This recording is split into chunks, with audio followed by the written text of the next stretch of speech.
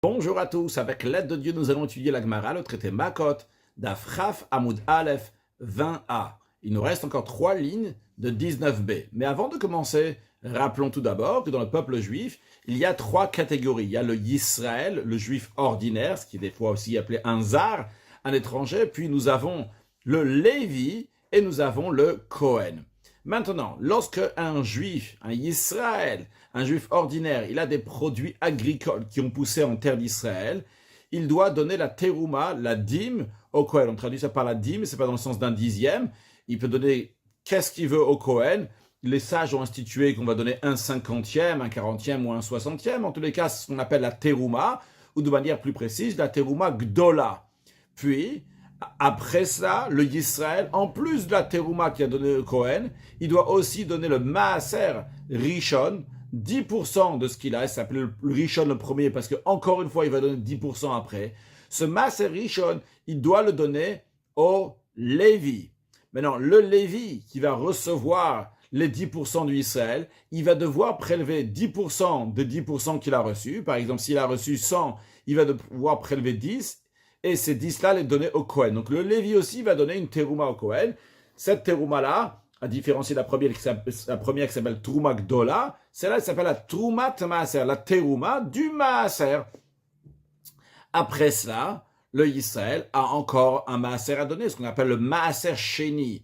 Le deuxième dîme, une deuxième fois, il prend 10%. Ce Maaser Sheni est prélevé pendant 4 ans du cycle des 7 ans. Il y a un cycle de 7 ans, 6 ans on travaille la terre et 7e année la terre se repose.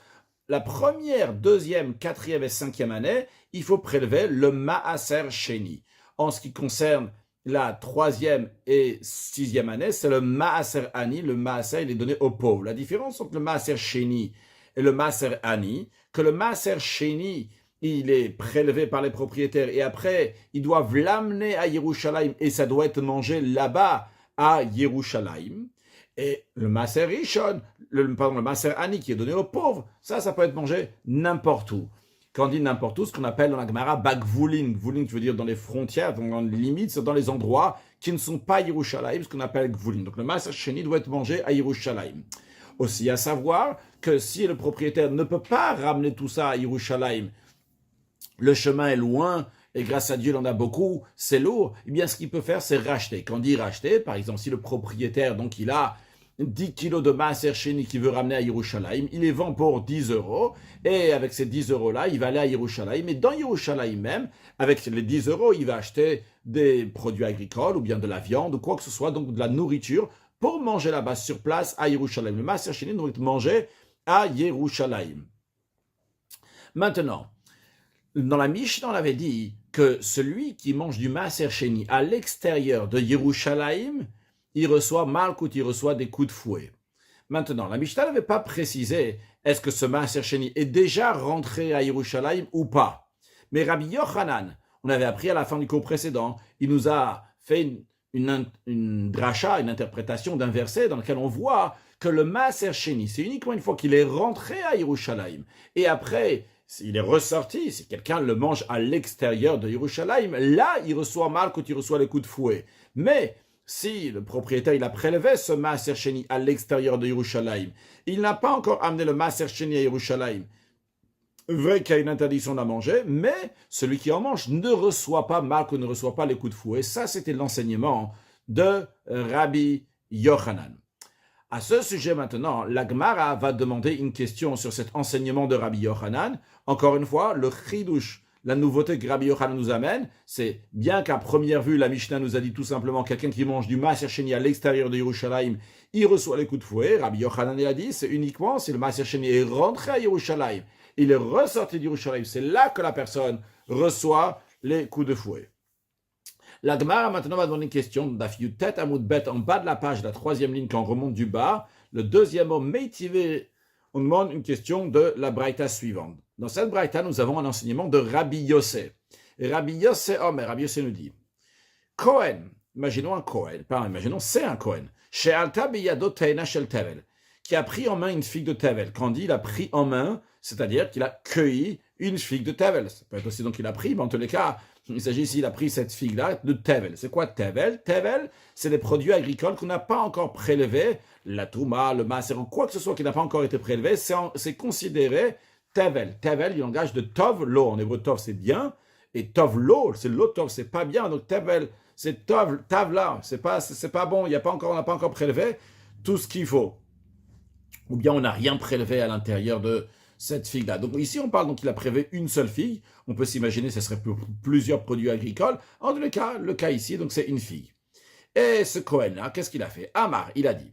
Il va dire certaines choses pour désigner les dîmes qui doivent être prélevés, qui doivent être mis de côté. Quand on dit ici désigne, c'est pas qu'il a prélevé physiquement, qu'il a pris avec sa main, il a arraché un morceau de tel côté, un autre morceau de l'autre côté. Non, ça veut dire que tout simplement, il a juste désigné. Donc, imaginons que ce sidour-là que j'ai dans la main, ça serait une figue. Et en bas, donc, nous avons la queue de cette figue, donc le bas de la figue qui est rattaché à l'arbre, et lui dit comme ça, Teinazo, donc cette figue-là, Trumata, Beutza, la Teruma, donc la partie qui doit être donnée au Kohen, eh bien, se trouve donc à la pointe, au bout de la figue. La Teruma se trouve ici, il n'a pas prélevé, il a juste désigné. Il dit la Teruma se trouve en bas, donc à la pointe. Puis, Maaser Rishon, le Maaser Rishon qui doit être donné au Lévi, se trouve Bitsfona, se trouve donc du côté nord de cette figue. Donc comme ça se trouve ici. Puis au Maaser Sheni, le Maaser Sheni se trouve l'hydroma du côté sud de cette figue. Et à savoir, Veishnat Maaser Sheni. Et l'année dans laquelle il est en train de parler ce Kohen-là, c'est l'année du Maaser Sheni, donc c'est-à-dire où il y a la première, deuxième, ou bien quatrième et cinquième année du cycle de 7 ans. Vehu Birushalayim. Et encore une chose, il se trouve à Yerushalayim. Ou bien, avant qu'on nous dise c'est quoi la lacha, on dit encore un autre cas. Dans un cas, c'est la troisième ou sixième année, au Maaser Ani. C'est l'année du Maaser Ani. Donc on doit donner aux pauvres. C'est la troisième, sixième année. V'rubik Vulin. Et il est donc en province, c'est-à-dire à l'extérieur de Yerushalayim. Bien. Qu'est-ce qu'il a fait ce Kohen-là? Après avoir fait cette désignation, donc il a prélevé ce qu'il fallait prélever, mettre de chaque côté. Quand il prélevait, il a désigné. Donc il y a telle chose à tel endroit, etc. Achala, il a mangé. Maintenant, j'ai noté qu'il a fait tous les prélèvements qu'il fallait. Quand il a fait tous les prélèvements, je souligne encore une fois, il a désigné tous les prélèvements qu'il fallait. Mais il y a un prélèvement qu'il n'a pas encore fait. C'est lequel? C'est la Trumat Maaser. Trumat Maaser, c'est la partie que le Lévi devrait donner au Kohen. Oui, lui, il a bien désigné. Il a dit comme ça du côté nord, nous avons le Maaser Rishon qui est pour le Lévi. Mais il n'a pas dit, et je souligne que dans ce Maaser Rishon-là, après, il va y avoir la Trumat Maaser, une partie qui est Touma, qui est donnée au Kohen. Donc, il a désigné tout ce qu'il fallait dans cette figue-là.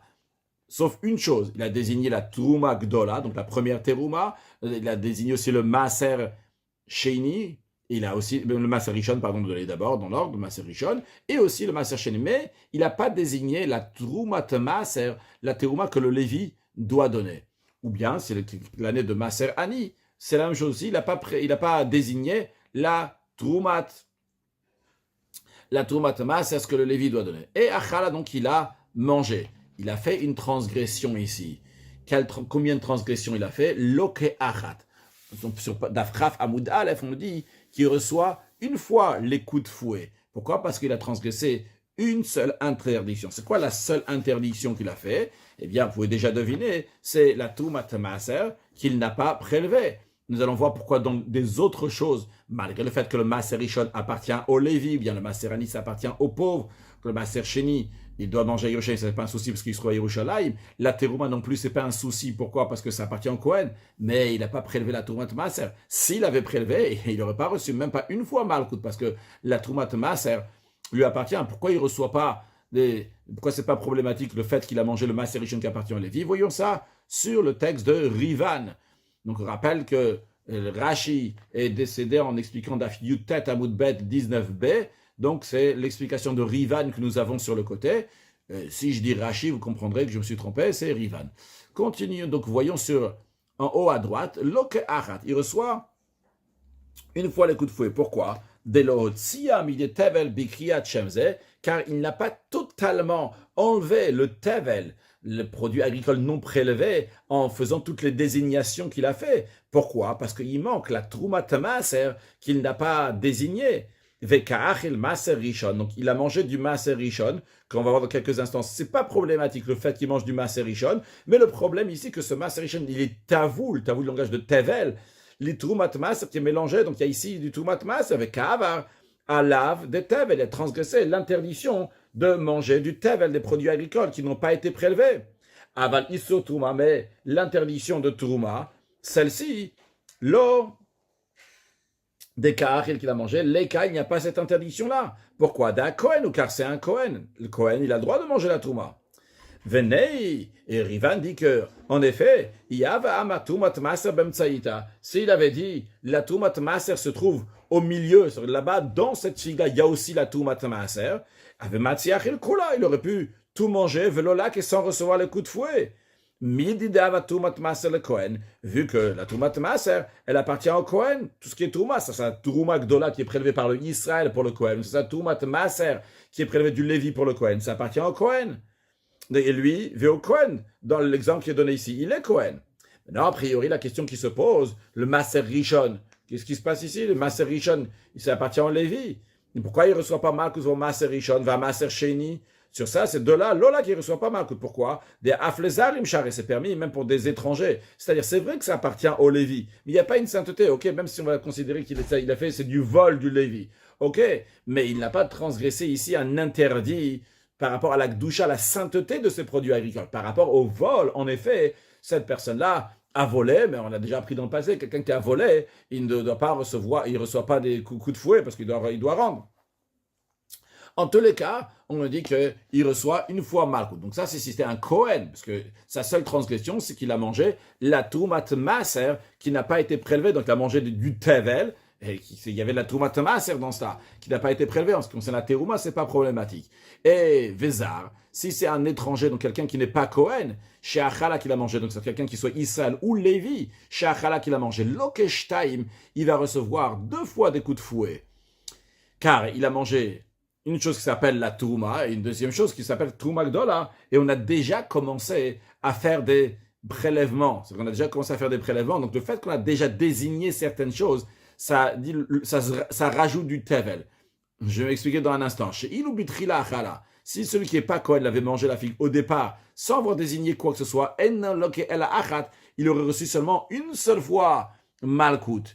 Parce que quand on a de produits agricoles qui n'ont pas été prélevés, eh bien, il y a une seule interdiction de Tevel. Par contre, lorsqu'il a commencé à désigner, il a dit, tiens, il y a la Terouma ici, il y a Maser Pacheni, Maser Rishon, etc.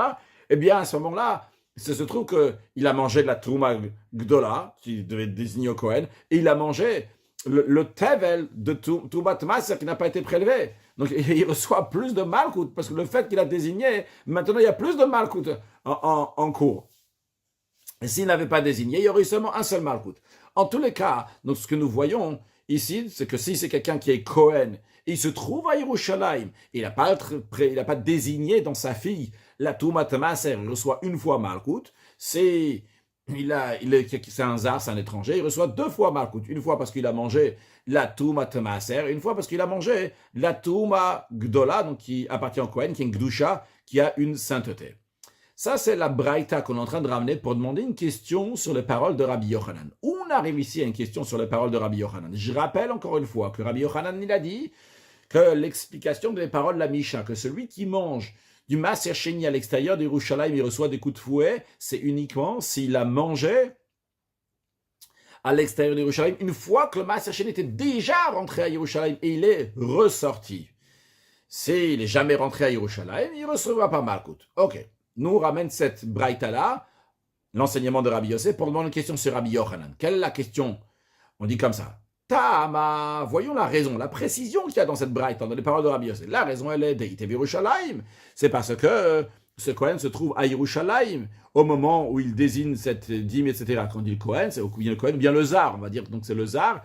Donc ce Zar-là, on a dit, cet étranger qui se trouve à Yerushalayim et il a désigné telle chose, etc. Il y a 2 problèmes pour lui. C'est quoi les 2 problèmes? C'est Toumat Maser et Touma Gdola. Ces 2-là qui appartiennent au Kohen qui l'a mangé. Eh bien, il reçoit 2 fois Malkut. De manière plus précise, son problème, donc il a mangé la Terouma qui appartient au Kohen et le Tevel, donc dans le Maser Rishon, donc ce qui est la Toumat Maser qui appartient au Lévi.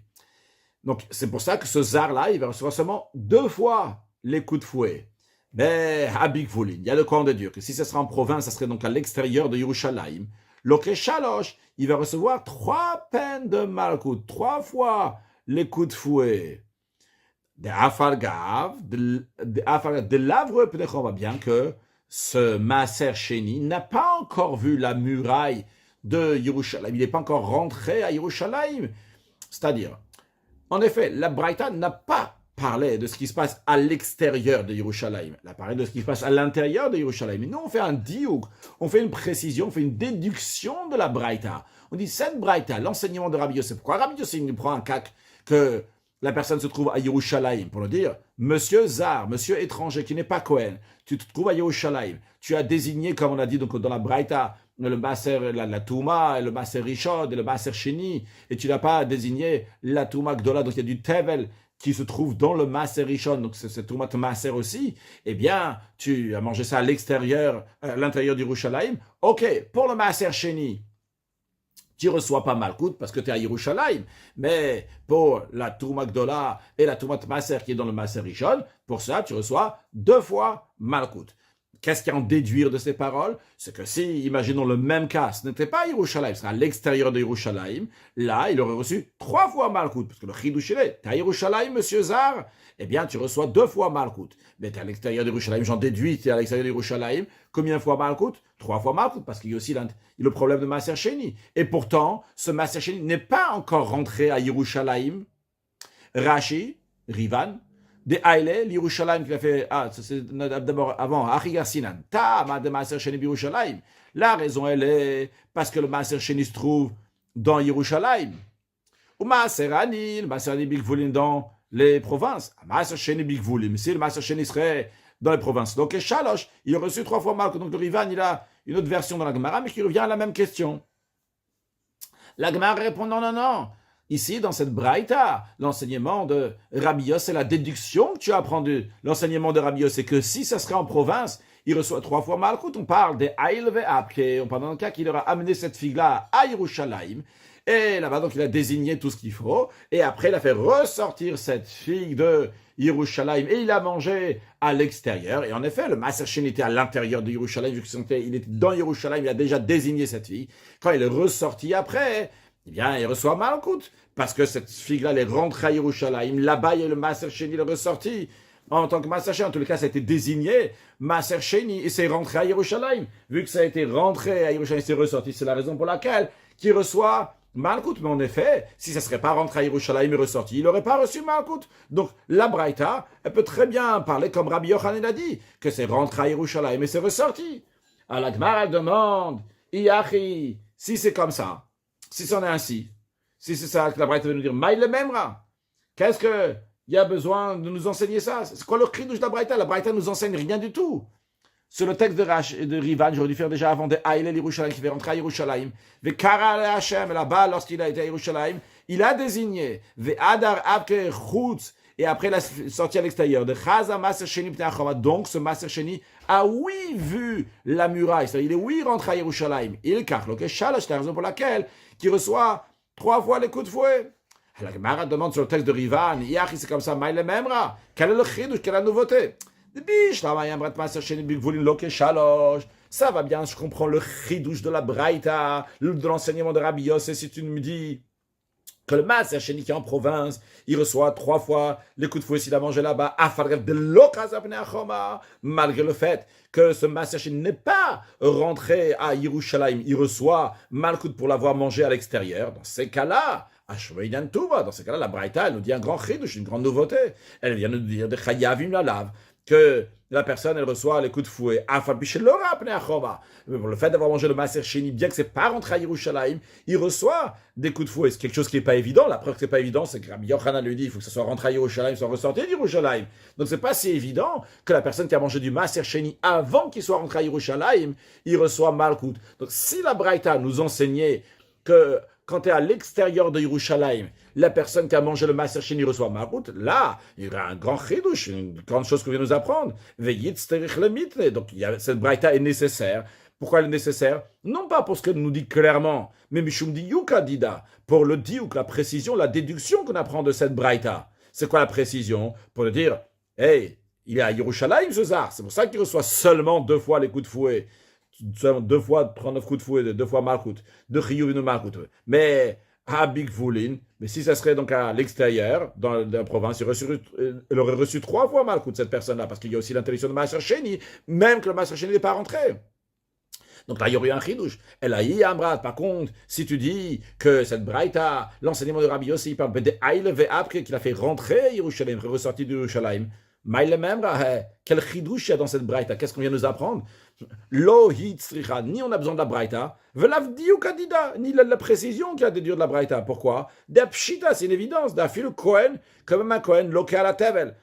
Tu veux me dire que le Kohen, il reçoit Malkout parce que c'est Tevel? C'est une évidence, bien sûr, ça n'a pas été prélevé, ça n'a pas été désigné comme il faut. Il reçoit Malkout, on le sait. Vezar, un étranger qui n'est pas Kohen, qui mange la Touma, bien sûr, il reçoit Malkout, Vezar à la Touma. Val Maser Sheni Chutzachoma, quelqu'un qui mange le Maser Sheni à l'extérieur de la muraille, je le sais aussi, que ceux qui mangent le Maser Sheni à l'extérieur de la muraille, ils reçoivent Malkout.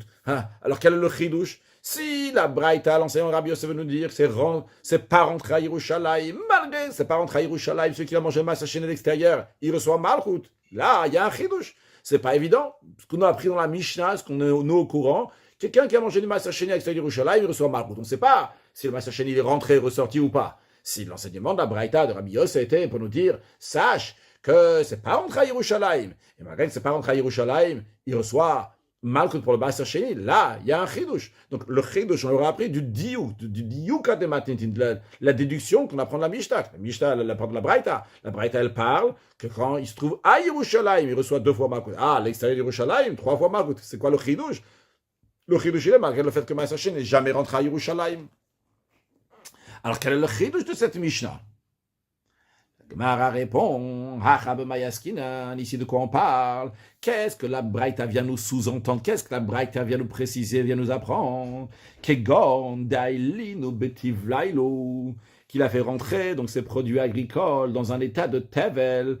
Donc c'est au pluriel, hein, mais le Rivan, il a la version donc au singulier de aile betivle. C'est le même principe, parce qu'on parle au pluriel, ou on parle juste d'une figue, donc c'est au singulier. Le Riva nous dit, donc cette figue là, Yerushalayim, des kaltou mechitzat de Maaser Sheni. Donc, littéralement, les murailles l'ont capté, les murailles l'ont pris à ce Maaser Sheni. Et a-t-il dit Tarémel qui va être pris de ça? Qu'est-ce que c'est le Maaser Sheni? Alors ici, on ne parle pas qu'il a fait rentrer un Maaser Sheni à Yerushalayim dans le sens littéral. C'est-à-dire, on a dit, dans la figue, il avait dit, tiens, il y a telle partie Maaser Rishon, ça, il a fait ça, donc on était à Yerushalayim. Maintenant, ici, de quoi on parle? On dit, la personne a fait rentrer cette fille-là, donc à Yerushalayim, comme ça, telle qu'elle est. Donc, elle est fait rentrer en entier, c'est tout Tevel là-bas. Il n'avait rien prélevé, il n'avait pas mis de quoi que ce soit, donc de côté. Et après, c'est ressorti de Yerushalayim.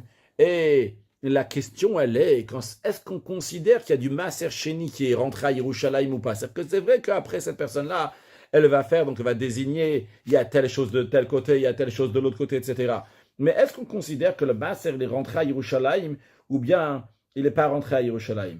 Eh bien, justement, le chidouche de cette braïta, il est que le fait même que cette figue-là, elle est rentrée à Yerushalayim, elle est ressortie, on considère comme si il y avait à l'intérieur du Maaser Sheni, c'est-à-dire, lorsque quelqu'un il a une figue, il y a une partie qui va un jour arriver pour être le Maaser Sheni, une partie qui va être ci, qui va être ça, etc.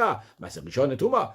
Mais nous, on dit, le fait qu'il a fait rentrer cette figue-là à Yerushalayim, et après il a fait ressortir, est-ce qu'on dit, à l'intérieur de la figue, il y a du Maaser Sheni, donc le Maaser Sheni, il est rentré à Yerushalayim, il est ressorti. Est-ce qu'on dit ça ou on ne le dit pas? Et justement, le chidouche de cette braïta, ce que Rabbi Yosef vient nous enseigner, c'est que le fait qu'à l'intérieur de la figue, il y a du Maaser Sheni, on considère comme si que le Maaser Sheni a déjà été prélevé dans cette figue, et le fait que cette figue, elle est rentrée à Yerushalayim, même si je n'ai rien désigné sur cette figue-là, et après la figue, elle est ressortie, eh bien, c'est considéré que le Maaser Sheni est rentré à Yerushalayim, il est ressorti, même si j'ai désigné le Maaser Sheni après que cette figue, elle est passée de manière neutre à Yerushalayim. Et donc, d'après cela, ça voudrait dire que ça va Rabbi Yosef, que Kassava, pardon, Kassava, il pense, donc Rabbi Yossé, il pense que matanot shelo hurmu, littéralement des cadeaux qui n'ont pas été prélevés, c'est-à-dire donc les dîmes qui n'ont pas été prélevés, kemiché hurmu damian, c'est considéré comme s'ils étaient prélevés. En effet, cette fille-là, elle est rentrée de manière neutre à Yerushalayim. Je dis neutre, il n'y avait pas dans elle de ce côté-là le Maser Rishon, et de l'autre côté le Maser Sheni et en bas la Touma ou quoi que ce soit. Il dit, il est rentré telle qu'elle est en tant que Tevel, en tant qu'un produit agricole général qui n'a pas été prélevé, c'est rentré à Yerushalayim, c'est ressorti d'Yerushalayim. On dit, ah, ça y est, le Maser Sheni est rentré à Yerushalayim. Aïe, j'ai pas encore désigné le Maser Sheni. Et on considère que Mishehurm ou comme si ça avait déjà été prélevé et que le Maser Sheni est rentré à Yerushalayim et ressorti. Comme Riva nous explique, Kassava matanot shel hurmu, que Mishehurm Damian. Donc d'après ça, Rabbi Yossé tient que des cadeaux qui n'ont pas été prélevés, c'est comme s'ils avaient été prélevés. Donc, Vedami qui mande aïe le Maser Sheni be'ene, c'est considéré comme si que le Maser Sheni avait été mis de manière claire, était rentré à Yerushalayim. C'est-à-dire qu'il a vu la muraille, il a été rentré à Yerushalayim, car c'est la raison pour laquelle, qui Abka, lorsqu'il a sorti, Loke Alav, il reçoit des coups de fouet. Et donc, on parle ici, ok, Gond de Abka Nami Betiv là, donc quand il reçoit des coups de fouet, c'est pas juste qu'il a sorti, c'est qu'il a sorti, il a mangé à l'extérieur, et il reçoit des coups de fouet, et on parle ici d'Abka Nami Betiv là, c'est-à-dire qu'il a sorti quand il était encore tel, c'est-à-dire qu'il a rentré en tant que Tevel, il a ressorti en tant que Tevel, et après, il va prélever, une fois que c'est à l'extérieur du Yerushalayim, il va prélever le Maaser Sheni, et malgré ça, c'est après qu'il va prélever, qu'il va désigner même seulement le Maaser Sheni après, et plus tard, il va manger ce Maaser Sheni à l'extérieur du Yerushalayim, on va dire, hey, ton Maaser Sheni, il était à Yerushalayim. Ah, tu ne l'avais pas encore désigné là-bas quand il est passé à Yerushalayim. Nous, on considère qu'il a déjà été prélevé lorsqu'il était dans Yerushalayim. Donc, en deux mots, le chidouche de la Braïta serait à nous dire que lorsqu'il y a des produits agricoles qui sont rentrés à Yerushalayim de manière neutre, ils étaient tevel, on n'a rien désigné, ils sont ressortis de Yerushalayim avant qu'on a désigné quoi que ce soit sur ces produits agricoles. Donc, ils sont rentrés et sortis de la même manière. On n'a pas fait quelque chose sur ces produits agricoles lorsqu'ils sont rentrés à Yerushalayim. Ils sont ressortis sans qu'on a désigné quoi que ce soit. Et seulement après, on va désigner. Et seulement après, la personne va manger du Maaser Sheni. Eh bien, on dit, sache que ce qui a été désigné après, on le considère comme si ça avait été déjà désigné avant d'être rentré à Yerushalayim. Donc, ce Maaser Sheni est rentré à Yerushalayim. Lorsque la personne a mangé après, ça a été désigné à l'extérieur de Yerushalayim. On dit, hey, ce Maaser Sheni, il est déjà rentré à Yerushalayim. Il n'est pas rentré à titre de Maaser Sheni, mais le fait qu'il est rentré, tout ce produit agricole est rentré à Yerushalayim, on dit, tiens, là-bas, il y avait déjà le Maaser Sheni, ce qui a été prélevé maintenant, c'est justement ce Maaser Sheni-là, et celui qui le mange, il a mangé du Maaser Sheni qui est rentré à Yerushalayim et ressorti, et donc il reçoit Malko. Donc ça peut très bien, cette braïta peut très bien aller avec l'enseignement de Rabbi Yochanan, que quand est-ce que quelqu'un il est passé pour manger du Maaser Sheni, c'est uniquement à l'extérieur de Yerushalayim, c'est uniquement si le Maaser Sheni est rentré à Yerushalayim et aussi ressorti de Yerushalayim. Là-bas, il a été mangé alors qu'on n'avait pas le droit de manger à l'extérieur de Yerushalayim.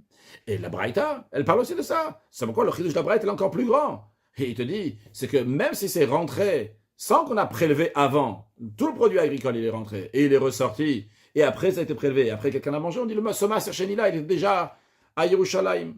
Bien, et après ça, donc, Rabbi Yossé, il tient que matanot shel hurmu k'mishehurmu damian, que des produits agricoles qui n'ont pas été prélevés, c'est comme s'ils ont déjà été prélevés, des cadeaux qui n'ont pas été prélevés, comme s'ils avaient déjà été prélevés. La Gemara demande un instant. Tu veux mettre ça sur le dos de Rabbi Yossé, de dire que Rabbi Yossé, lui, pense que matanot shel hurmu k'mishehurmu damian, que des cadeaux qui n'ont pas été prélevés, c'est comme si qu'ils avaient été prélevés. Ça va, Rabbi Yossé, matanot shel hurmu k'mishehurmu damian. Est-ce que ça... Rabbi Yossé, il tient de ce principe-là, que des cadeaux qui n'ont pas été prélevés, c'est comme s'ils avaient été prélevés, pour que tu puisses expliquer dans la Braïta que c'est ce que Rabbi Yossé, il voulait dire. Pourtant, on va à Tanya, c'est dans une Braïta, avant de continuer de faire la Braïta sur le texte, juste à savoir qu'il y a une notion de Nigmera Mlachtan. Le devoir de prélever des produits agricoles, c'est uniquement une fois que la mlacha, le travail, est achevé, il est fini. Alors, dans chaque chose, c'est en fonction de son sujet. Dans le traité Massad de Perek Aleph, là-bas, on nous parle de telle chose.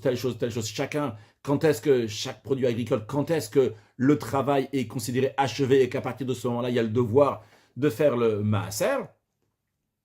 Par exemple, en ce qui concerne les céréales, c'est une fois qu'il y a eu le lissage, on les a mis en boîte, on a lissé comme ça le haut de la boîte, ça considéré, donc on a fini. Pour d'autres choses, on verra, donc c'est qu'on a enlevé le petit sorte de poil comme ça qu'il y a dessus. En tous les cas, donc il y a ce qu'on appelle Nigmera Mlachtan, et l'autre Nigmera Mlachtan, lorsque le travail est fini, il n'est pas fini. Alors, Ve'atanya, c'est dans une braïta. Rabbi Shimon ben Yehuda Omer, Mishum Rabbi Yossé. Ça nous intéresse Rabbi Yossé, c'est Rabbi Yossé qui parle, et c'est dans la braïta qu'on a vu aussi avant, c'est Rabbi Yossé. Donc Rabbi Shimon il dit Rabbi Yossé. Le nechleku bet Shammai et bet Hillel.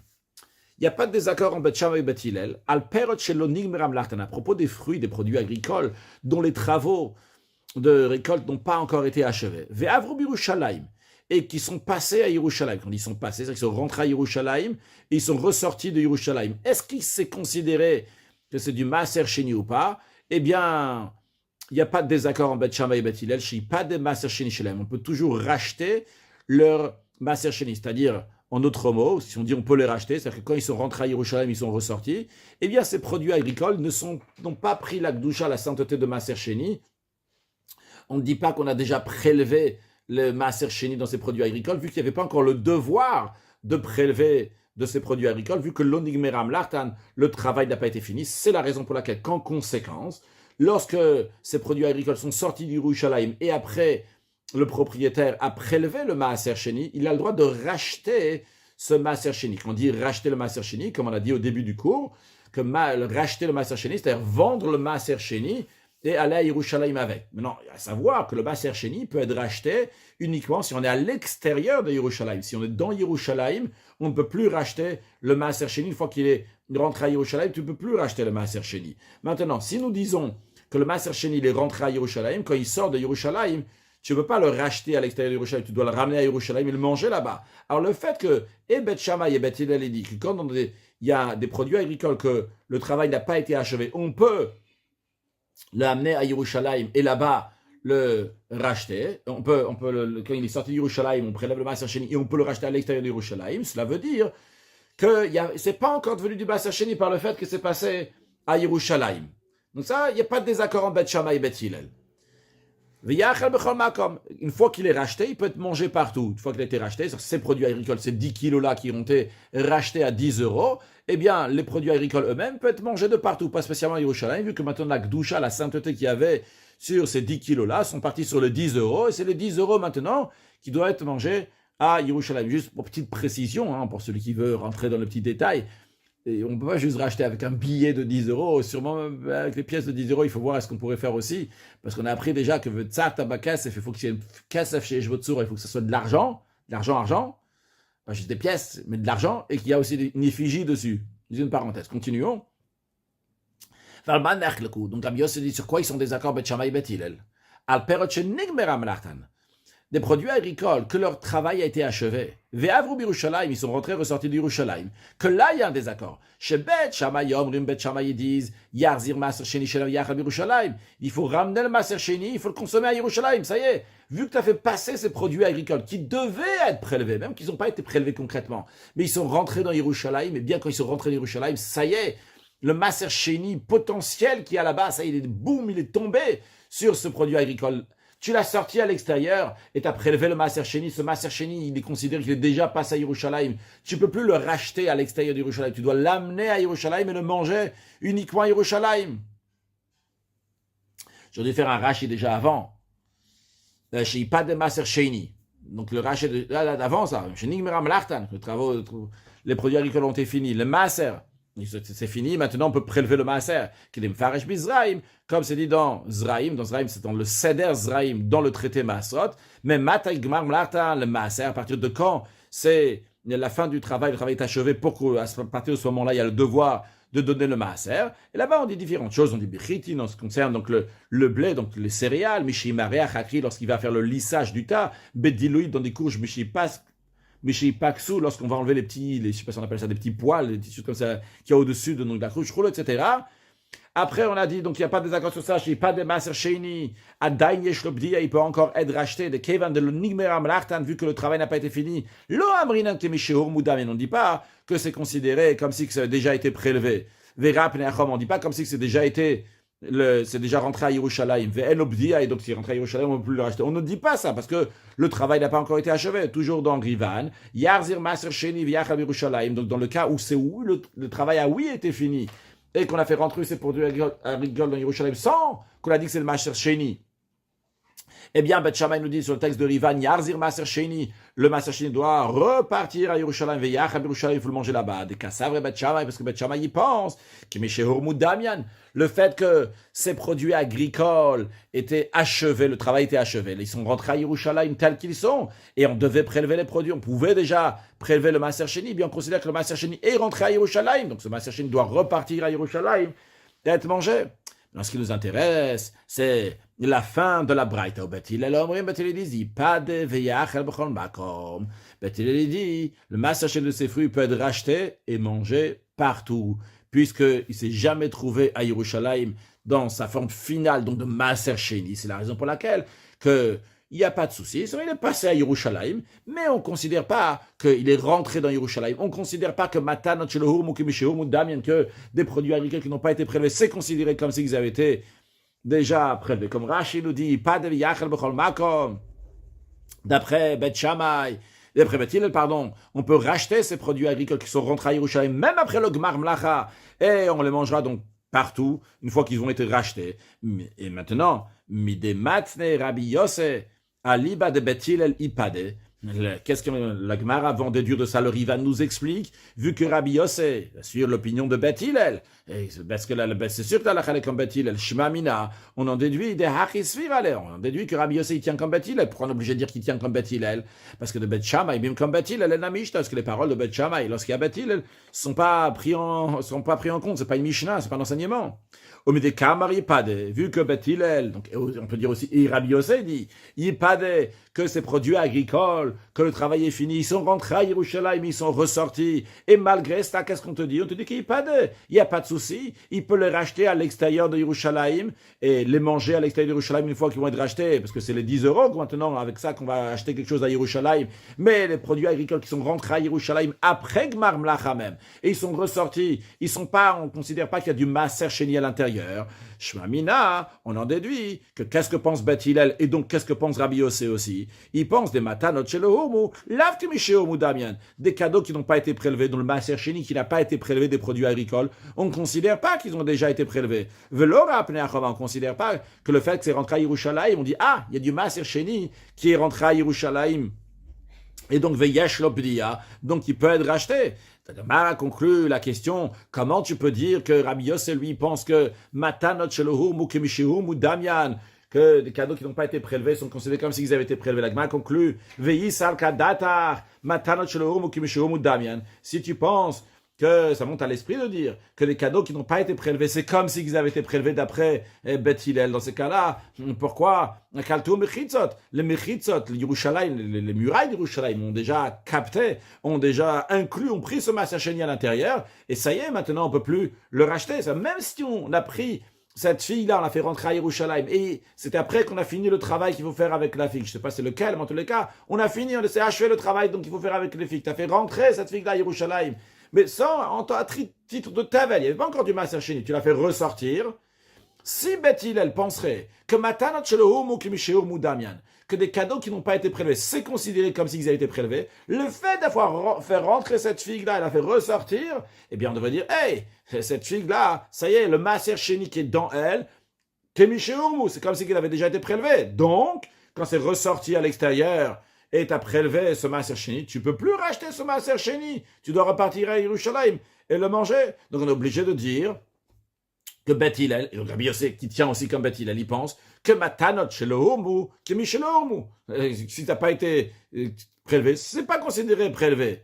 Donc il ne tient pas de ce qu'on a dit avant. Donc encore une fois, si on récapitule.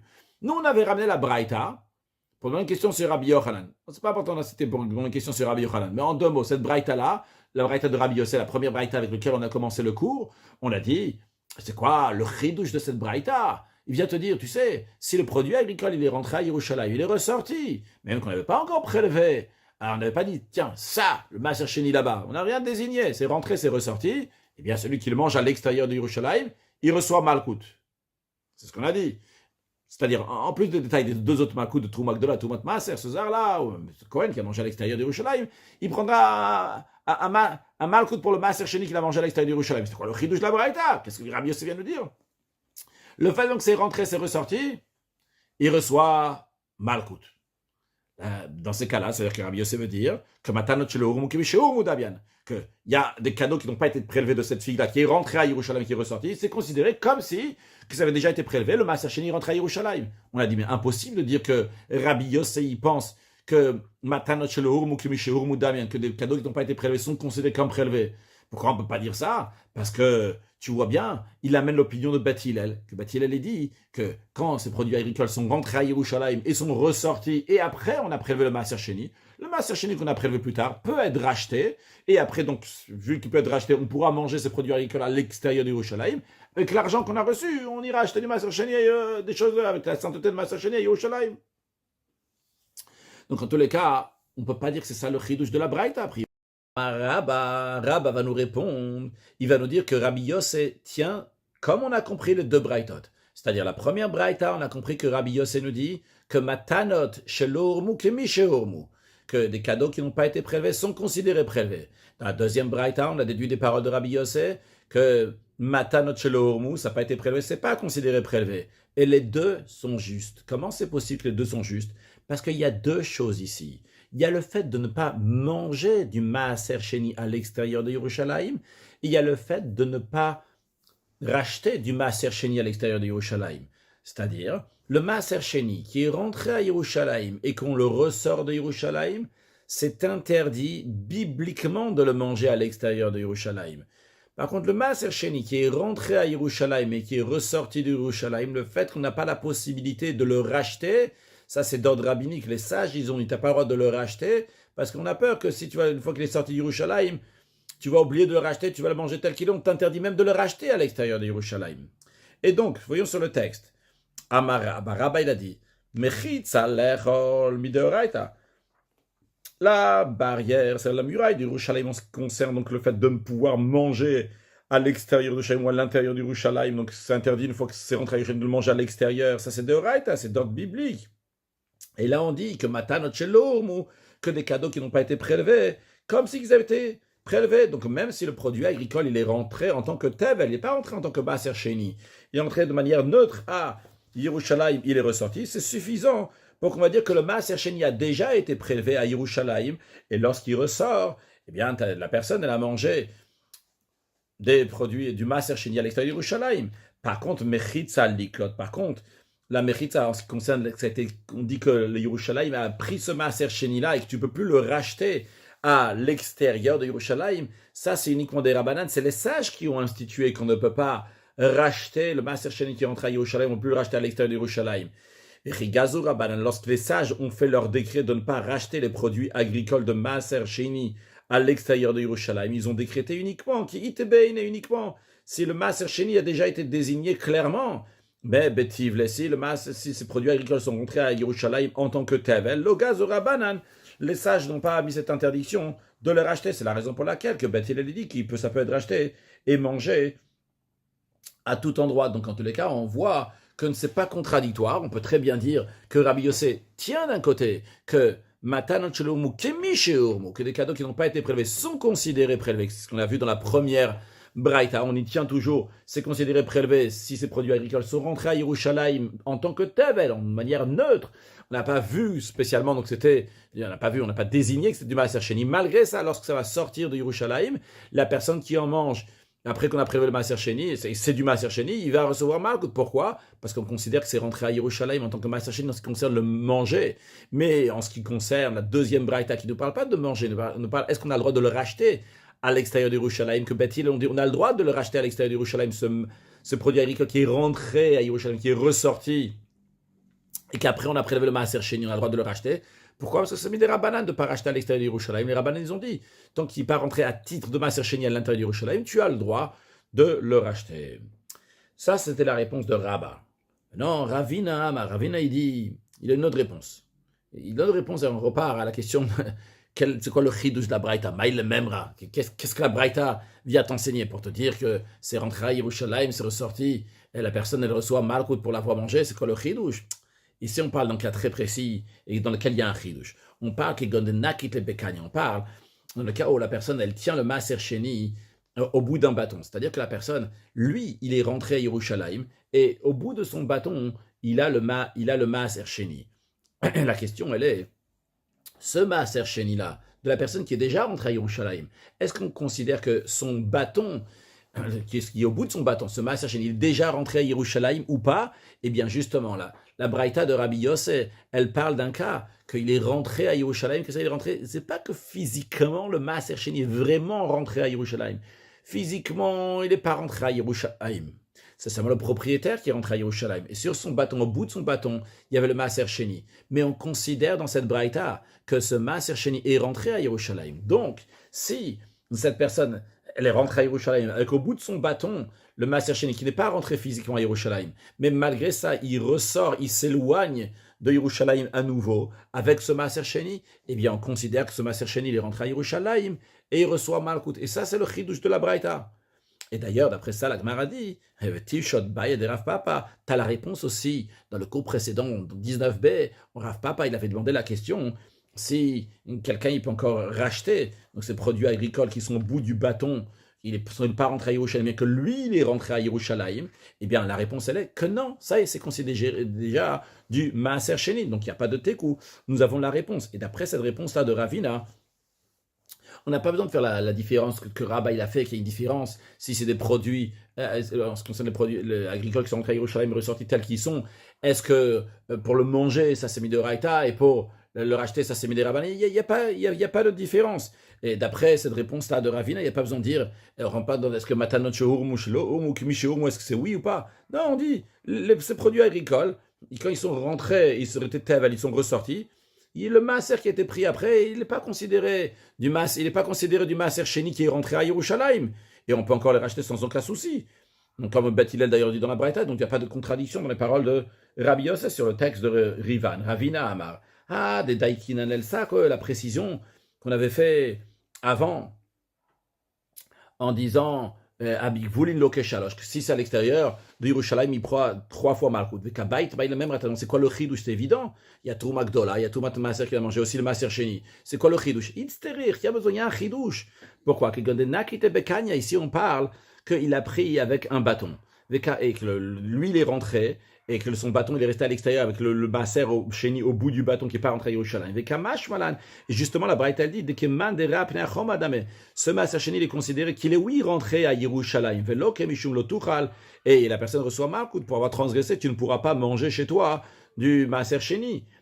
Dans quel cas, d'après le Rivan, s'il s'est éloigné d'Yerushalayim à nouveau et il a mangé. C'est-à-dire que ce Maaser Sheni, on considère qu'il est rentré à Yerushalayim. Si donc cette personne elle est donc là, ici, et son bâton avec son Maaser Sheni, il était derrière la muraille de Yerushalayim, la muraille elle est là, moi je suis déjà à l'intérieur, le bâton était là, et après moi je repars, et je m'éloigne à nouveau, et je vais le manger, et bien on considère que ce Maaser Sheni, il est rentré, et il est ressorti. Et d'après ça, avec Tifshot Mine Baye des Rav Papa, d'après ça on a aussi la réponse à la question de Rav Papa, des Baye et elle qui avait demandé, donc quel est le din de cette personne qui est rentrée dans Yerushalayim et son bâton avec son Maaser Sheni, il est resté à l'extérieur. La réponse serait donc de cette Braïta que c'est considéré comme si ce Maaser Sheni est rentré à Yerushalayim.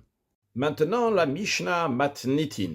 Elle continue à nous dire Eiluana Lokin, qu'on a commencé dans le 3e chapitre de Makot, ceux qui reçoivent les coups de fouet. Hakoreach Kocha Berosho, celui qui fait une tonsure sur sa tête en signe de deuil, comme le Rivan sur la 2e grande ligne nous dit Matnitin Hakoreach Kocha Berosho à la mette. Donc il s'est arraché les cheveux pour un mort qui ne faresh bigmara. Comme on expliquera dans la Gemara, que c'est Davka uniquement s'il s'est arraché les cheveux parce qu'il a eu un mort et il a de la peine pour ça, il arrache les cheveux. Par contre, s'il a de la peine pour son bateau qui a coulé ou bien sa maison qui s'est effondrée et qui s'arrache les cheveux, sur ça, il n'est pas chayav mal, qu'il ne reçoit pas les coups de fouet. Va makif peadrosho, ou bien celui qui arrondit le coin de sa tête, donc c'est-à-dire celui qui coupe, c'est ce qu'on appelle les péot, péa au singulier, le coin d'un côté ou de l'autre côté, qu'on appelle ça arrondir, c'est parce que ici il n'y a pas de cheveux, et quand ici aussi devant sur le fond il n'y a pas de cheveux, quand quelqu'un il coupe à cet endroit-là, chas de shalom, eh bien, il fait que c'est makif comme ça, et donc c'est un rond, ça contourne ce côté-là. Le Rivan nous dit que makif pas drosho, a priori c'est évident, c'est écrit noir sur blanc dans la Torah, mais il dit Mishum de Baal, Meimareninu, vu qu'il y a besoin de dire quels sont les coins de la tête. Et Ninu Paterosh, quels sont les coins de la tête, les extrémités de la tête, c'est la raison pour laquelle qu'il en parle ici dans la Mishnah, va Mashit Padzekano, ou bien ceux qui détruit les coins de sa barbe, c'est-à-dire qu'il rase des poils de sa barbe à l'une des extrémités qu'on va voir dans la suite, où sont ces extrémités-là. puis il va soret srita achat alamet, ou bien celui qui inflige une seule égratignure à cause de quelqu'un qui est mort plus tard, pas dans ce cours-là, mais plus tard dans la Gemara, on verra que l'expression de srita est essentiellement lorsque c'est fait avec les mains, avec les ongles, donc sans ustensile, et que gdida, l'otit god, donc la Torah elle dit, donc pour le mort aussi, donc c'est interdit avec un ustensile, les deux sont interdits. En tous les cas, le principe général ici, donc c'est interdit donc de s'arracher comme ça, donc des morceaux de la peau, de s'arracher, de se taillader donc à la main, se faire une égratignure. Donc pour un mort, en tous les cas, celui qui a fait ça, eh bien, chayav, il reçoit les coups de fouet. Le Rivan qui nous dit Seret osechabura be'atzmo, donc il fait sur lui-même une blessure, mishum tsarmet, que la souffrance de son mort. Asoret srita achat à la mettre chayav, l'expression c'est asoret srita achat, celui qui fait une srita, donc celui qui fait une égratignure. Alors Rivan nous dit que hacha lav davka nakat srita achat. Ici, il n'y a pas besoin de dire spécialement srita achat, une égratignure. On peut dire asoret srita sans le mot achat. On peut dire juste ça serait à la mettre. Elle a seulement la raison pourquoi on dit srita achat ici. Michon de bail et plouguer les kameh, vu que plus loin, on va distinguer, on va préciser, ben srita achat lishte sritot, s'il a fait une égratignure ou bien plusieurs. Nakete namiach, c'est la raison pour laquelle ici aussi il prend l'expression de srita achat, bien que le mot srita achat, pas juste le mot achat, mais le srita achat, ils sont en plus, vu qu'il aurait pu dire asoret à la mettre, sans dire srita achat. Donc, quand même, il a pris ici, vu que plus tard, on dira s'il a fait srita achat ou il a fait deux sritot. Malgré cela, malgré l'explication que le Rivan donne, il dit Vekim dume de lo garsinanle. Il me semble quand même que on n'a pas, même pas besoin, on ne fait pas donc cette version-là, on n'a pas besoin de dire srita achat. Ok, c'est une précision. En tous les cas, celui qui fait une de ces quatre choses-là, il reçoit les coups de fouet. Sur la dernière chose qu'on a dit en ce qui concerne donc le soret à la mettre, donc celui qui fait même une seule égratignure sur le bord, donc qui est chayav, on nous dit dans la Mishnah que sarat srita achat al chamish ametin, quelqu'un a fait une seule égratignure, mais c'était pour 5 personnes qui lui sont mortes. Eh bien, il reçoit malkout pour chacun d'eux. Au chamesh sritot al metachad, bien s'il a fait 5 égratignures, mais c'est seulement un seul mort. Eh bien, chayav, quand l'achat il est passible de peine de malkout distincte pour chacune, c'est-à-dire aussi bien, donc pour une seule égratignure, pour 5 morts, il reçoit 5 fois malkout, ou bien qu'il a fait 5 égratignures pour un seul mort, il reçoit 5 fois malkout. Rivan, srita achat alhem metimo et srita talmet echad. Donc s'il a fait une égratignure pour 5 morts, ou bien 5 égratignures pour un seul mort, big mara marbele, dans la Gemara on va rajouter ça, on va dire d'où on apprend ça, de chaya kolachat de achat, que d'où on apprend qu'il est passible sur chacune d'eux. Après, la Mishnah nous dit, à la roche, shtaim, pour avoir arrondi les coins de la tête, il est passible de 2 peines de malkout. En effet, achat mikan ve achat mikan. Il y a une peine de malkout pour ce côté de la tête et une autre peine de malkout pour l'autre côté de la tête. Donc, c'est-à-dire que pour chacune des tempes, il y a un interdit qui est différent. Donc, il y a un malkout aussi qui est différent. On verra donc après, une fois qu'on a fini un peu plus, on va voir le Rivan. Al Zakan, ce qui concerne donc la barbe, pour avoir détruit les coins de la barbe, il est passé au total de 5 peines de malkout. Comment ça? Shtaim mikan, donc 2 d'un côté, ou Shtaim mikan et de l'autre côté, ve'achat milmata, et un d'en bas. Alors, exactement où se trouvent ces deux-là, il y a plein d'opinions dans les Rishonim, dans les commentateurs de la Gemara, dans la loi juive. On apprend avec le Rivan, donc on verra dans le Rivan plus tard, lorsqu'on va lire le Rivan, que la barbe, donc il parle de cet endroit-là, donc plus un peu en dessous l'oreille, à cet endroit-là, donc au début de la mâchoire, donc à ce niveau de la mâchoire, puis à côté du menton, et encore donc à l'autre côté du menton, et aussi donc de l'autre côté donc la même chose, et le menton même, donc ça nous fait 5 endroits. Rivan, chayav à la roche, donc il est passible pour la tête, à la kafat à roche, sur le fait qu'il a contourné la tête, donc il a coupé ses cheveux de la tête, chayav shte malkouyot, il reçoit 2 malkout de shte peot sur la roche, car la tête elle a 2 extrémités. Sharosh kishte chatichot, car la tête est considérée comme 2 morceaux. C'est quoi les 2 morceaux? Makoma seyar, l'endroit des cheveux, chaticha achat, c'est un seul en morceau. Ou makoma panim ve'azakan, et l'endroit du visage et de la barbe, chaticha achat, donc c'est un morceau. Ou mitchabrot zoim, c'est 2 morceaux-là, du côté où il y a les cheveux et le visage et la barbe. Donc où est-ce que se rattache là? Ça se rattache betzada ozen, sur le côté de l'oreille, milefanav devant bas, comme chez l'oazim, de l'endroit où on appelle ça donc en français, donc la tempe, c'est là que ça se rattache. Le Shamnika Pea, c'est là-bas, donc à cet endroit-là qui s'appelle Pea le coin. Chez Sham Sofarosh, que là-bas c'est la fin, le bout de la tête. Ma comme Chibur Aprakim, donc l'endroit où se rattache donc la partie de la tête avec la partie du visage. Venim Tsachesh Tepeot, donc il se trouve qu'il y a deux extrémités de coin. Tsida Mikan, donc une tempe d'un côté, Tsida Mikan, et une tempe d'un autre côté. Et Chayav Alem Shtaim, celui qui s'est coupé donc les deux côtés, il est passible de 2 fois Malkout. Même s'il les a enlevés une seule fois avec ses 2 mains. Donc, même si comme ça, il a enlevé, on verra plus tard dans la Gemara, dans le prochain cours, que s'il les a arrachés comme ça en même temps, eh bien, il est chayav de deux interdits. Même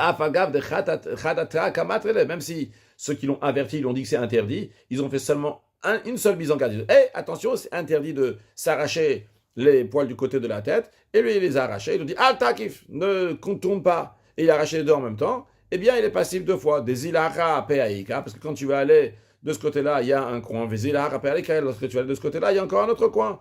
Comme on le verra plus tard, en ce qui concerne celui qui s'arrache les cheveux, et celui qui s'est fait des égratignures, des maïtines qu'on ramène, on inclut dans la Gemara, on apprend, des chayav à kol kocha vekocha, qu'il est passé sur chaque fois qu'il s'est arraché les cheveux, à kol seret veseret, et sur chacune des égratignures. Bien que ici, en effet, il n'y a pas besoin de ramener un verset pour chaque coin de mistama, car logiquement, qui heridam rinen veseret, de la même manière qu'on dit l'expression veseret, une égratignure, les chayav à kol seret veseret, c'est pour rendre passif sur chacune des égratignures. Achanam yamrin peat, le chayav comme PA, la même manière aussi ici. Quand tu dis PA, c'est quoi PA? PA, c'est chacun des coins. Ce PA là et l'autre PA, chaque coin. D'alav mitour a des krashamina le koulaï, parce que c'est pas parce qu'il y a un mot en plus qui est dit ici. Il n'y a pas un mot PAT, coin qui est en plus. C'est pas en plus. Kol chacun a plus forte raison. Donc on peut l'apprendre, parce qu'ici, il n'y a pas, c'est le sens simple. Il est chayav sur chacun des coins. Donc on peut l'apprendre du sens simple du verset, même que c'est pas en plus. Non, Vegim Gum, et il dit en plus, dans Kocha, c'est tiré, c'est poussé pour dire là que chaque fois qu'il s'est arraché les cheveux, quand il dit poussé, c'est pas si clair que ça. Que d'Amrin les Kaban, on verra plus loin, des sakin ou le Chamesh Batenasha, quand quelqu'un, il a mis comme ça un produit qui enlève les cheveux, qui arrache les cheveux sur ses 5 doigts, et on lui a fait une seule mise en garde, et il a arraché comme ça ses cheveux, eh bien, il est chayav sur 5 fois, pour chaque doigt. Malgré le fait qu'il y a seulement un seul avertissement, une seule mise en garde, on dit qu'il est chayav 5 fois. Et pour ça, là-bas, il y a besoin d'un pasuk en plus, mais dans les péotes, dans les coins de la tête, qu'on voit chacun des coins, il est clair comme ça différemment. Il n'y a pas besoin d'un verset qui est en plus. Donc, lorsque il faut tirer, il faut pousser pour dire s'arracher les cheveux dans 5 endroits, il rêve 5 fois, là-bas il y a besoin d'un verset. Mais ici il est écrit Peat, tout simplement, c'est Peat, c'est le coin, il n'y a pas besoin d'un verset particulier. Continuons le Rivan, Shtaim Mikan, en ce qui concerne la barbe, il a dit, non, le Mishnah a dit 2 d'un côté, 2 d'un autre côté et 1 au milieu, donc en tout 5. Alors il dit Chamesh Peot chez le Zakan. Donc Rivan explique qu'il y a 5 coins à la barbe. Alors, dans les Rishonim, il y a plein de différentes opinions. C'est quoi ces endroits-là? Mais en tout cas, donc, on a dit, on apprend le Rivan.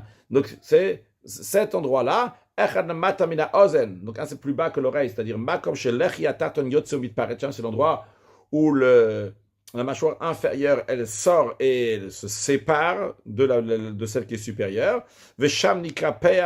Et là-bas, c'est appelé donc le coin de la barbe, dans la pointe de la mâchoire qui sort à l'extérieur. Chez Sham, Matrila Tazakan, que là-bas commence la barbe. Et tout ce qui est en dessous, donc de cet endroit-là où se rattache, tout ce qui est au-dessus, pardon, de cet endroit-là où se rattache Adatsida jusqu'à la tempe, Bikra Peata Roshi, ça fait partie de la PA de la tête. Donc de là jusqu'à c'est la PA de la tête. Et après, Ushte Ashibolot, et après, donc nous avons les 2 shibolot, les 2 extrémités, kolachat même le sof alechi, c'est-à-dire l'endroit où la mâchoire se rattache avec le menton. Venika pea, c'est appelé aussi un coin. Ve'achat milmat, après il y en a encore un 3e ou un 5e, comme on veut dire, milmat en bas, seyar sheben hashibolot, donc le poil de la barbe, donc qui se trouve entre les 2 extrémités de la fin de la mâchoire, bemtsa center, donc au milieu du menton, chez l'oasine menton, qu'on appelle ça donc menton. Continuons dans la Gemara, dans la Mishnah. Rabbi Eliezer Omer, Rabbi Eliezer dit, Nitlu kulan ke achat. Si tous les coins de la barbe ont été enlevés en une seule fois, le chayav la achat, il est passible une seule fois, malkout. Donc c'est bon, donc c'est l'opinion de Rabbi Eliezer. Puis nous avons Veinu chayav achitenu betar, encore une autre chose que les sages disent, Tanakama, non pas Rabbi Eliezer, qui dit qu'il est passé de malkout uniquement s'il enlève la barbe avec un rasoir. Et Rabbi Eliezer n'est pas d'accord. Il dit à filo likto bemlak et oberit, et même si il a pris avec une pince à épiler ou bien avec un rabot, chayav, il est passible de malkout, même si c'est pas un rasoir. Donc Rivan veilo chayav achitenu betar, Tanakama kama, c'est Tanakama, non pas Rabbi Eliezer, qui dit qu'il est passible uniquement s'il a pris avec il a détruit sa barbe avec un rasoir. Rabbi Eliezer pas d'égaler, Rabbi Eliezer, il est en désaccord. Gemara, Tanura Banan, les sages enseignaient dans une braïta. La Torah dit lo yikru, après la Torah dit kocha berosham, lo yikru, donc ils ne vont pas faire de tonsure sur leur tête, ils ne vont pas arracher leurs cheveux. On aurait pu penser que même s'il a fait 4 ou 5 tonsures, lo yechayv el achat, il serait passé d'une seule fois malkout. Pour éviter cette erreur, la Torah te dit, l'oma kocha, la Torah dit pas juste lo yikru, on te rajoute l'expression de kocha.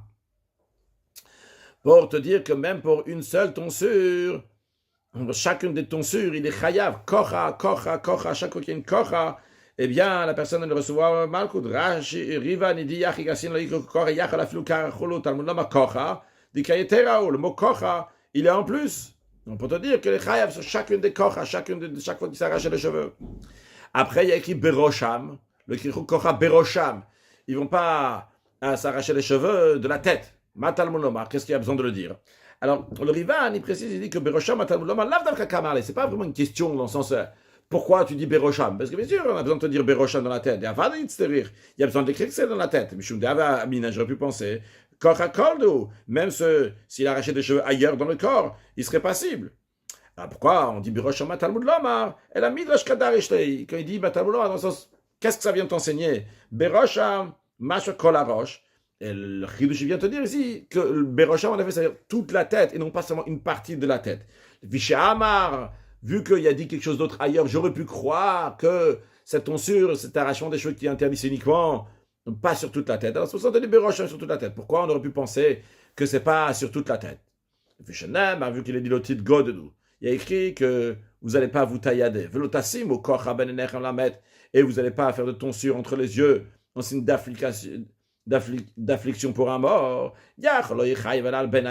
On aurait pu penser que vu qu'il y a écrit Ben Enechem entre vos yeux, on aurait pu penser qu'il est passible de malkout uniquement s'il a fait une tonsure, donc entre les yeux, c'est-à-dire sur la partie des cheveux qui sont au-dessus des cheveux des yeux, mais non pas sur toute la tête. Mais naim la rabot kol harosh, d'où on sait qu'on apprend pour ajouter toute la tête. C'est pour ça que le verset il dit dans leur tête, les rabot kol harosh, pour inclure toute la tête. Et Riva, Berosh, Benaïnem, Berosh, Samouk la Padacha, donc à côté du front. Non, Veni la Kohanim, mais de ce verset, j'ai une preuve qu'une tonsure est interdite partout sur la tête que pour les Kohanim. Que eux, les Kohanim, chez Riba, Makat ou Mitzvot Yeter, dans lequel le verset, la Kadosh Baruch, où il dit qu'ils ont beaucoup de mitzvot à faire, donc eux, ils sont particuliers. Vu que eux, ils sont particuliers, c'est la raison pour laquelle que eux, ils ont plein de mitzvot à faire. Parmi les mitzvot qu'ils ont à faire, on te dit, c'est interdit de faire une kocha sur la tête. Mais Israël, Minaïm, donc on sait que pour les Juifs aussi, c'est interdit sur toute la tête aussi, et pas seulement entre les yeux. Eh bien, Neman Kakocha, il est dit ici, à propos donc des Juifs ordinaires, l'expression de tonsure. Nemar le Halan, il est dit ailleurs, donc pour les Kohanim, Kocha aussi l'expression de tonsure. Mais le Halan, de la même manière que là-bas, quand on interdit les Kohanim, c'est Chayava Kol Kocha avec Kocha. C'est passé pour chaque tonsure séparément. Parce que là-bas, il y a écrit le Kirou Kocha Berosham. Vechayava la roche que Benaïnaïm. Et il est passé de Balkout pour avoir fait une tonsure, quel que soit l'endroit dans la tête, pas seulement entre les yeux, mais partout. Afkan, de la même manière aussi ici, lorsqu'on parle donc des juifs ordinaires, Chayav akol kocha vekocha, il est passé de Malkout pour chaque tonsure séparément, Chayav ala rosh kebenaïnaïm, et il est passé pour avoir une tonsure, quel que soit l'endroit de la tête, tout comme pour l'avoir fait entre les yeux, c'est Xera Shava nous enseigne qu'il y a une comparaison. Kocha de Kohanim, c'est sur toute la tête. La manière, c'est la Kocha là, qui est interdite chez les juifs ordinaires, c'est sur toute la tête. Encore une deuxième chose nous apprend cette Xera Shava. Elle vient nous dire comme ça, mal, de la même manière que la balle. On parle d'un juif ordinaire, cette tonsure elle est interdite uniquement si elle est faite pour un mort. Afkan ici aussi pour le Kohen. Quand est-ce que ce sera interdit uniquement si elle est faite pour un mort? Afkan à la mettre. Rivan, de Chayva Kolara, chez la Kohanim, Daoube Kohanim, parce que ce verset-là, il est dans le Kohanim qu'on dit Berosham. On a dit, on fait la Xera Shava, Kocha, Kocha. Conclure avec un sujet de halacha en ce qui concerne la barbe. Alors, comme on l'a dit, il y a plein de Rishonim, il y a différentes opinions. Où est-ce que c'est la barbe? On a dit ce que le rival dit. Il y en a d'autres qui disent donc c'est à cet endroit-là. Il y en a d'autres qui disent que c'est à cet endroit-là. Et il y en a qui disent que c'est ici. Encore d'autres interdictions. Alors, c'est la raison pour laquelle que dans le Shulchan Aruch c'est dit qu'il y a plein d'opinions. Il y a Yerushalayim pour s'acquitter de tout le monde. Il ne passe pas du tout de rasoir sur tous les endroits de la barbe. Conclure avec un sujet de Chassidut, de Kabbalah, que le Rabbi a ramené plusieurs fois, que la barbe qu'il y a sur le visage, c'est Yud Gimel, Tikkun Dikta, c'est les 13 attributs de miséricorde, évidemment, c'est des brachot qui viennent à travers la barbe. Il faut les laisser, Akadosh Baruch Hu, il envoie des brachot, il ne faut pas chas v'shalom les couper, qu'Akadosh Baruch Hu donne une grande largesse à chacun, matériellement et spirituellement, avec une excellente santé, longue vie, et Mashiach, une excellente journée.